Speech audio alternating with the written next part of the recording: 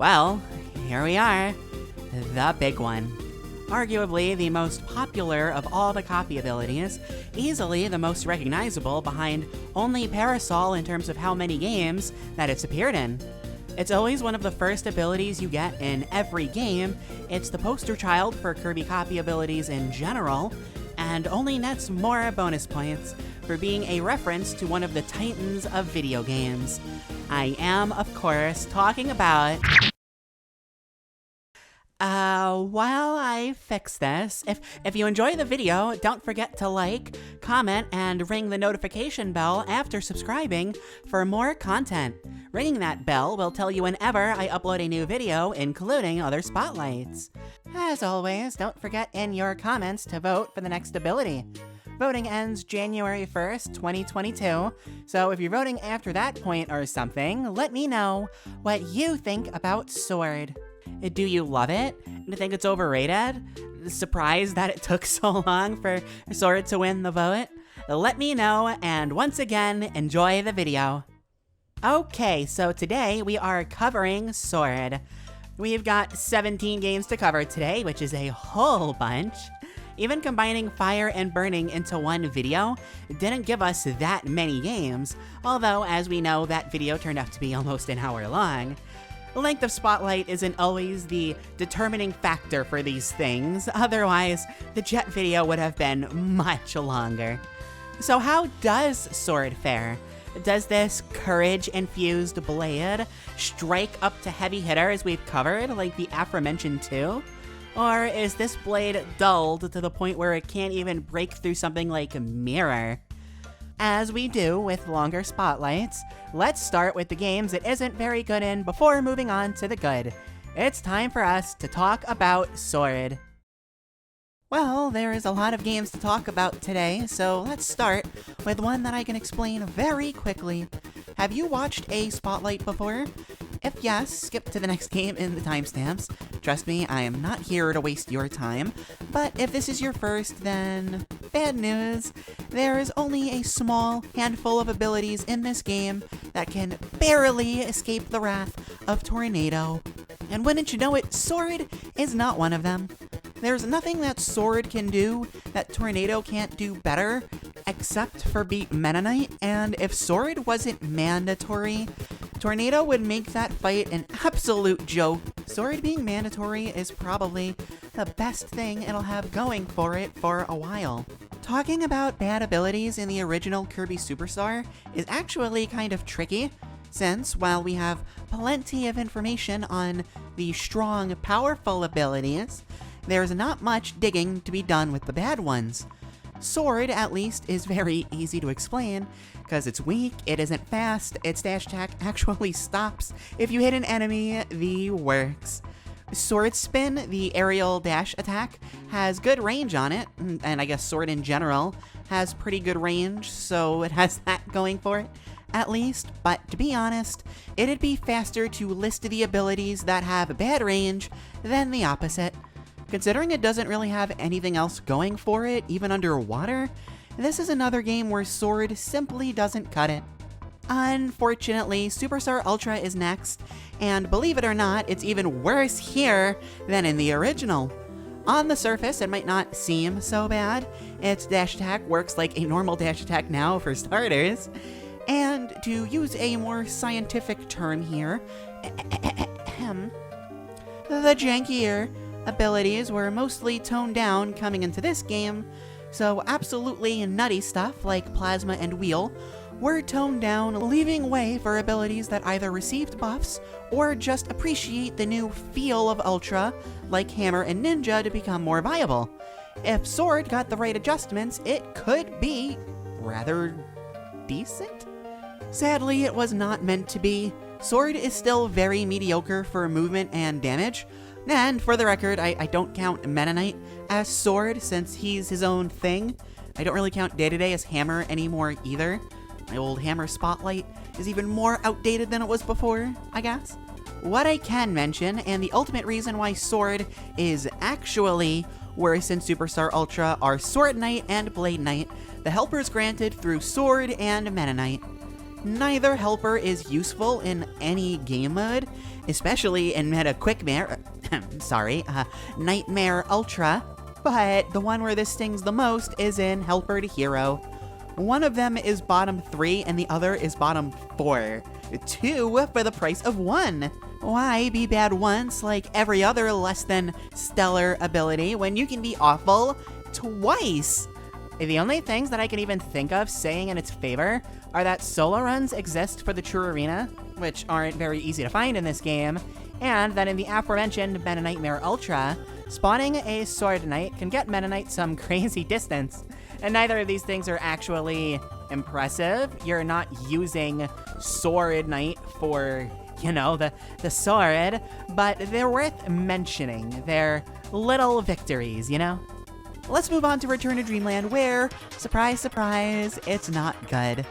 I can't quite say it's bad because it's decent in the arena modes, I guess, but don't get your hopes up too high. Not only is it just okay, it's about what you'd expect for the main game. Slow dash attack, weak damage, and it doesn't even have the great range that it could boast during the Superstar era. I guess it used to get used in the 100% speedrun, which is nice, but in both 1-player or 2-player plus categories, you really don't see it outside of the challenge stage, which I guess to mention it is in the challenge stages for both that game and Kirby's Dream Collection, where, for the Magalore races, surprise, surprise, it's not very good. For Magalore Race 1, it's technically better than Spark by the absolute smallest of fractions, but both are so outclassed by Parasol that it doesn't even matter. Okay, I don't know about you guys, but I really needed that one. The spotlight has been remarkably depressing, and hearing about Parasol just makes me giddy. Anyway, it's probably the worst option for Magalore Race 3 in general, and while probably not the worst for EX, these races are pretty weird. You should really only be using Wing for the races, and maybe Fighter and Parasol for a kind of challenge, but Sword, nuh-uh. In Triple Deluxe, it's a downward descent, but hey, it could be worse. On the one hand, it's worse in the arena modes compared to Return to Dreamland. Part of this has to do with other abilities simply getting stronger, part Sword not really getting anything really new, but mostly just Sword overall not being good. On a positive note, though, it actually saw some use in the 100 speedrun percent this time. Of course, saw is a past tense term, as its solo use was for cutting ropes, something that Wing can do in its stead. It's too slow and weak to do anything else, so now it isn't used. Sad, but it could be worse. It's foreshadowing, folks. A simple ability with decent range and low damage was never going to set the world of Kirby Fighters Deluxe on fire. While not too different from how it is in Kirby Fighters 2, I like to evaluate these games separately, looking at Fighters Deluxe as a time capsule more than anything else. That said, for the speedrun, something I can evaluate separate, Sword still isn't very good. There's only so many ways that I can say this, so we're going to move on, okay? Okay. And believe it or not, things get even worse in Planet Robobot. Although it's still used in 100%, I guess it's got that going for it over Return to Dreamland, at least. It's only used with the Robobot armor, but still, for the arena modes, it's even worse. The Planet Robobot, I gotta say it, changed the way that bosses take damage and how they don't have any invul frames at all. And Sword has next to nothing to capitalize, being a bottom 3 ability for going through. To add insult to injury for the main game, where it has absolutely zero chance of doing much outside of 100% requirements, Cutter became one of the best abilities in the entire game. Cutter? Another early game ability? Like, what the heck? Poor Sword. Stop bullying poor Sword. For the Kirby Clash games, here we are again. It's practically never used in the speedruns. I lumped both Kirby Clashes together because they're really similar, just with a minor change. For any percent, you use it when the game forces you to, you pick something better like Hammer Lord, and then you move on. ILs, or individual levels, however, are a predominantly sword-based category. I am, however, very conflicted on whether or not this makes Sword any good. See, with the way that this game and ILs work, nothing is stopping you from grinding to a super high level, getting the best equipment, and then using Sword's dash attack in Team Kirby Clash to get a super fast time.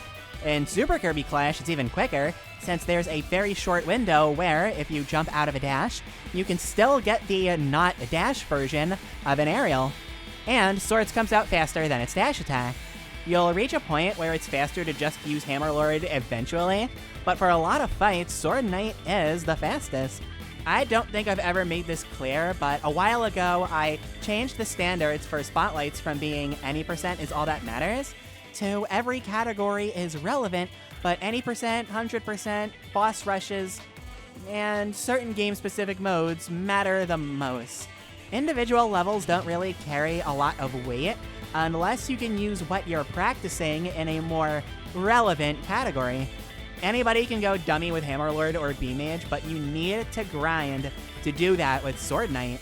And if you're going to grind, you may as well save yourself the hassle and go for something like B-Mage with the time freeze and all. It's bad for RTA, but for IGT, B-Mage is still one of the best without excessive grinding. At the end of the day, how fast its IL records end up being have to mean something, but for the actual categories, stick with the heavy hitters. As for Kirby Star Allies, it's a mixed bag. The best that we've seen from Sword so far, but it still struggles to keep up. Star Allies went super overboard with a lot of the abilities, and believe it or not, Sword actually got some good stuff out of it. It has a good time for guest Star Allies without piggybacking. Abilities generally have very similar times with piggybacking allowed, thanks to things like elements being added to the game. Sizzle gives Blade Knight a damage boost, Buster gives it a better dash attack, Blizzard can freeze enemies, etc. I was, however, much more surprised to find that it has a pretty decent time for the ultimate choice. Not incredible, but with how insane the top tier abilities are in this game, that's still not too bad. Far crazier than even that, though, is that even without the help of partners, its time is not that far off from its time with them. After being bottom 3 twice in a row, what the heck happened?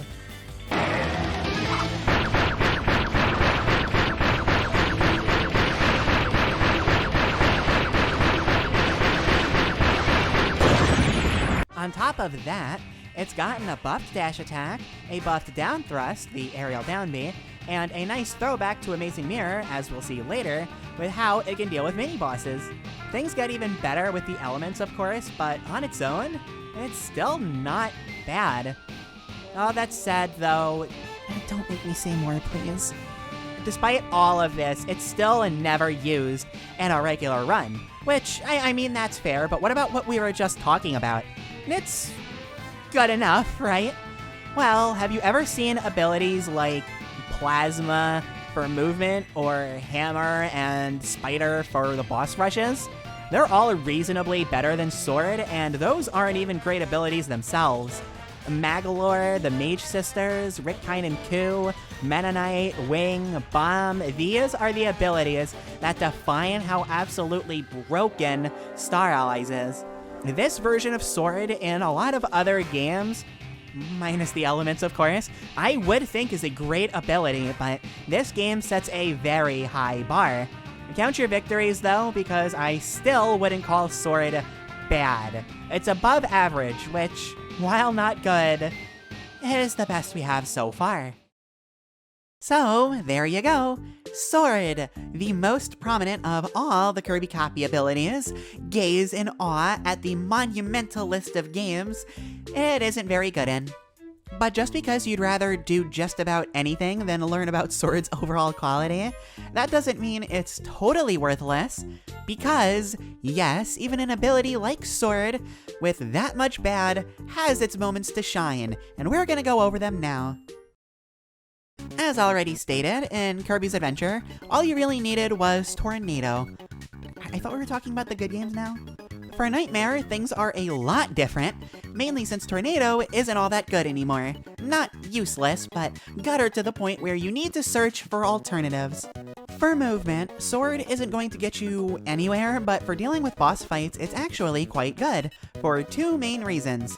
To get the simple one out of the way, it's very convenient. You'll find this sucker around plenty of mini-bosses, and it makes short work out of just about all of them. Perhaps fitting for a more simple ability though, Sword's main draw is its ease of use. Compared to other boss killers like Hammer, Spark, High Jump, and Ball, there's nothing too complicated here. It deals good damage per hit and has an insanely large hitbox, so big in fact that it hits behind Kirby. Sure, High Jump and Ball are stronger, but not only are they a lot more rare, but much harder to use properly. The negative is that, while Sword doesn't have anything that bad about it, it isn't the best at anything either. Okay, its damage per hit is higher than Spark, but Spark hits a lot faster. It's weaker than all of the others listed and doesn't provide any movement benefits. Still, you could use it for some mini-boss fights, and it can come in handy for plenty of backup strats along the way. Plus, unlike Kirby's Adventure, Sword actually makes a complete joke of Mennonite in this game. Now, imagine you're playing Kirby Air Ride. You can only use one button to do things, and that includes attacking with whatever copy ability you currently have. There are some funky exceptions like Tornado, but no matter what, you actively have to engage with the game. Unless, of course, you are using Sword. Now that sounds nice on its own, but the real perk of having copy abilities in Kirby Air Ride is that when you defeat enemies, your star speeds up. You don't always get the full effect of this depending on the star being used, or the ability in question, since you have to hit the break button to use an ability to begin with. But considering you don't have that roadblock with Sword, if you're going really fast and slice and dice a bunch of enemies, Kirby will reach some pretty crazy speeds. The main contender for Sword is KNIDL, since that one technically also doesn't have to break in order to defeat enemies, and its hitbox when you do is so big that it doesn't really matter. KNIDL also technically deals more damage. Sword is still very strong due to all of the reasons already stated, but it isn't the only good ability. I don't know if I'd be able to call Sword the overall best, just because KNIDL mostly being able to pull off what Sword does almost as well, and being good for boss or Kirby killing is honestly a lot to square up against. But I'm also pretty sure I said Sword might be better in the KNIDL spotlight, so really, I don't know, who knows. Both are great here despite neither having a good track record in most of the other games. Sword in Amazing Mirror, if I'm being perfectly honest, is far from the best. It has this rapid attack now that, aside from causing some pretty bad hit lag, winds up overall doing less damage to bosses because it winds up being an overall speed reduction. Abilities are also stronger in general here, with some other abilities like Cutter, Parasol, and even Wheel taking its place as a strong boss killer. Of course, we wouldn't be talking about Amazing Mirror here if it was bad, so let's talk about Dark Mennonite. In Nightmare, even though Mennonite is very easy, his pattern overall is pretty RNG heavy. Not a big issue there, but the RNG wound up carrying over to Amazing Mirror, and wow is it annoying here. He has way more attacks, goes after you far more sporadically, and, most importantly, makes you lose your ability after getting hit. This fight is a real pain in the butt, which is why it's so important that Sword kind of makes a joke out of the fight, most of the time. It isn't foolproof, but Dark Mennonite has a bad tendency to fall into a pattern if you use Sword's slide attack, of all things. What happens is that he winds up doing the jump into the diving Sword attack. They should never let me name Kirby boss attacks, although I'm pretty good at naming actual abilities if I do say so myself. Almost every time you slide into him. Meaning you can very easily get Dark Mennonite into a rhythm. You hit him once or twice, slide, maybe do the aerial spin attack for some chip damage, repeat the process. There's even an easy mode strat if the window is too tight. The final Cutter is a perfectly acceptable replacement for the regular Sword swings, although it is much slower. My point is, Amazing Mirror has a lot of RNG, most of which you can do nothing about, and Sword mostly removes RNG from the equation for one fight. While not perfect, my footage is playing for once in the background, and you can see at least how consistent I am at it. Still, if nothing else, it does have that going for it. It's only one thing, but it is a good thing, and that has to count for something. As I'm sure you're all ready to hear at this point, Sword in Squeak Squad has a very specific use, and that's all it has. In this case, it's dealing with certain bosses. It can do that reasonably well. I hear it said often that you can use other options given to you and it doesn't really matter. But in all of the competitive runs that I see for this game, runners opt for Sword the 2 times that it's used, so that has to mean something. And yeah, it's used because of ability bubbles, but hey, ability bubbles do be like that. Normally, this wouldn't end up meaning much of anything, considering there are other options, some that are legitimately better. But if you're in the know of Kirby Squeak Squad, realize what game we're talking about here. This is Kirby Wheel Squad. Or Wheel Quad, I guess? I don't know. Anyway, Wheel dominates the whole game and is easily one of the best abilities in any Kirby game ever. Barely any abilities see use in any category, and for Sword to not only be used, but specifically in any percent for this game, that's impressive. Remember how in Kirby's Adventure, Tornado is really all that matters? That's how Sword functions in Kirby Battle Royale. This simple explanation is that all of the games in Battle Royale, bar one, are based on time, so changing to another ability is never really worth it. And since you start with Sword, you just stick with Sword for the whole run. Now, even though Sword has a similar role to Kirby's Adventure Tornado, it isn't actually nearly as good. Remember, you're using Sword not because it's better, but because it's more available. The real best ability is Whip, and that's because for games like Ore Express, where it can grab items, it's actually better than any other ability. Technically, once you use Whip for something, you can opt for whatever ability you really want. Sword is typically stuck with because it's easy, you're using it anyway, and its charge attack is legitimately good, but that matters for all of one mode.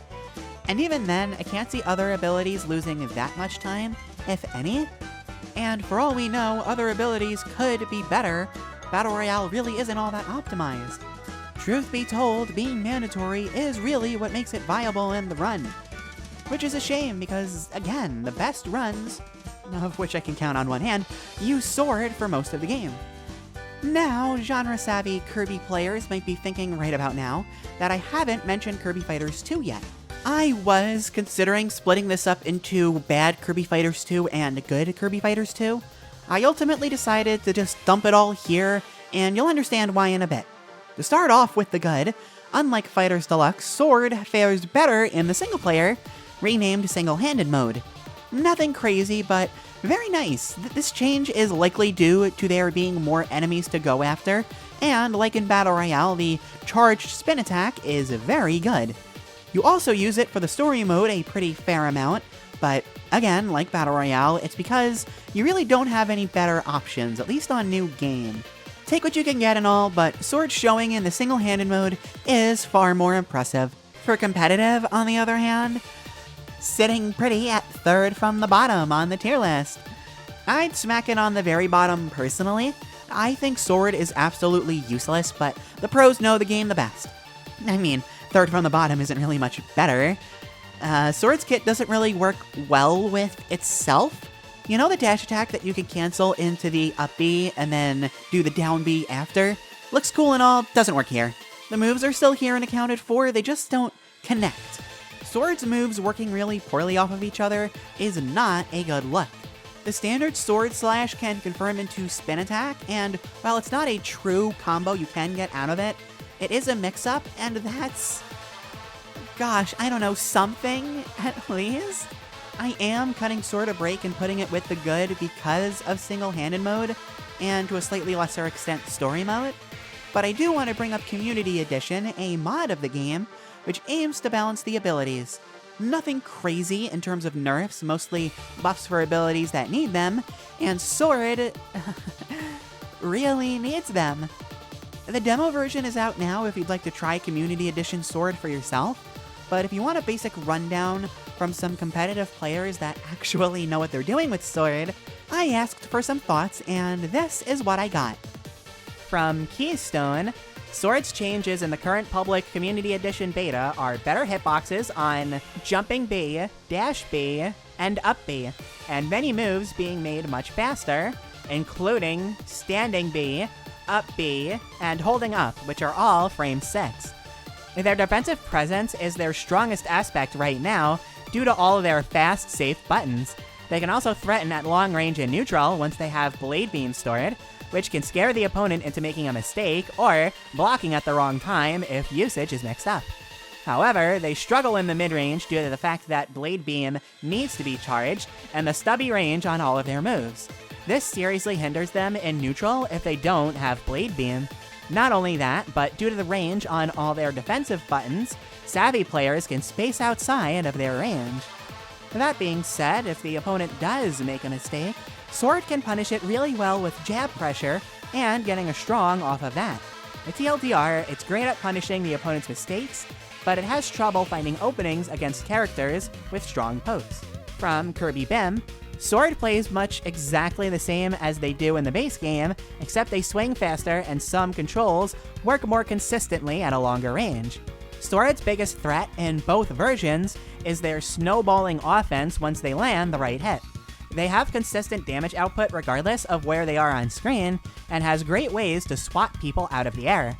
Before wrapping up the video for good, I have to mention that Sword is one of the few abilities, at the moment, confirmed for Kirby in the Forgotten Land. It's hard to tell from trailers how it's going to be in the final product, but if I had to guess, it's going to be a simple ability to use. Well, not much is going to be going on.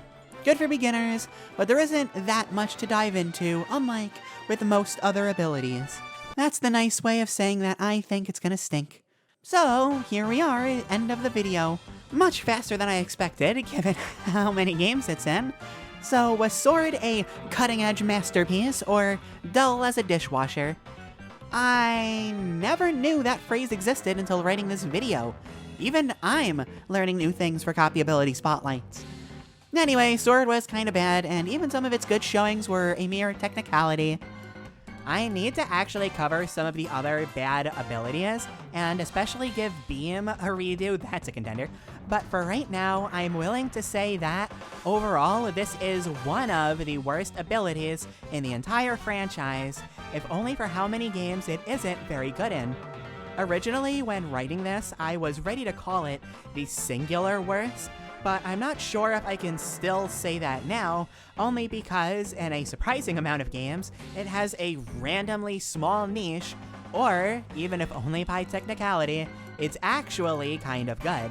Personally, I think I would still rank it as the overall worst, just because there's so many games it does straight up nothing in, and a similar amount where it's barely passable. That said, though, there's a real discussion to be had on this topic, and I think that's part of what makes Kirby so cool. Hi everyone, thank you so much for watching until the end of the video. If you really like Sword, I'm sorry, but maybe your other favorites are a bit better. Check out the playlist to see if they were already covered, and if not, remember that you can vote for the next one. If you like the video, remember to like, comment, and ring the notification bell after subscribing. If you want to see me elsewhere, I stream on Twitch, I post on Twitter, and I have a Discord server. Links to all of them are in the description. Until I see you again, I have been Kirby Fan. Thank you so much for watching, and I will see you again soon. Bye!